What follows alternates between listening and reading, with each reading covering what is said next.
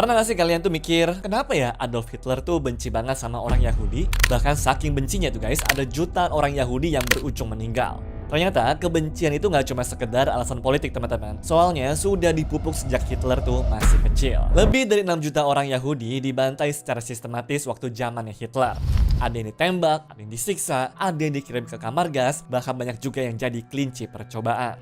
Oke, pertanyaannya sekarang deh, kenapa dia sampai sebenci itu sih? Di masa-masa Adolf Hitler tuh masih kecil, sebenarnya dia belum nunjukin kebencian sama orang Yahudi sih. Namun, ada satu teori konspirasi yang mengubah semuanya teman-teman. Kebencian itu meledak setelah Perang Dunia Pertama. Hitler yang saat itu jadi tentara nih, gak bisa menerima kekalahan ini teman-teman. Jerman tuh kalah bukan karena kalah di medan perang ya, tapi karena dikhianati dari dalam oleh politisi dan juga orang-orang Yahudi.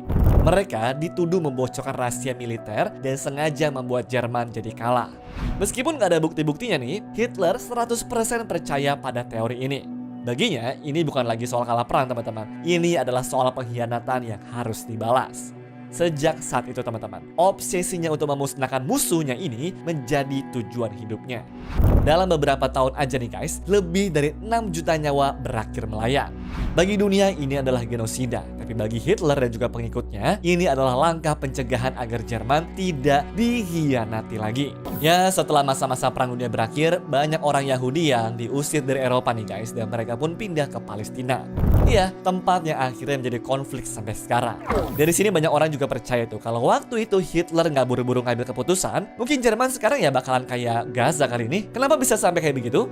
Orang Yahudi yang datang ke Palestina akhirnya mengkhianati rakyat Palestina yang baik ke mereka kan? Padahal udah ngasih sebagian wilayahnya tuh buat tinggal. Cuma kalau kita ngelihat peta dari Palestina dan juga Israel nih guys, kelihatan jelas banget kan perebutan wilayah yang terjadi di sana. Dari yang awalnya kecil, lama-lama semuanya direbut sama mereka tuh. Makanya teman-teman, orang-orang bahkan ada yang sampai ngomong kalau pengkhianatan itu sudah menjadi sifat alami orang Yahudi.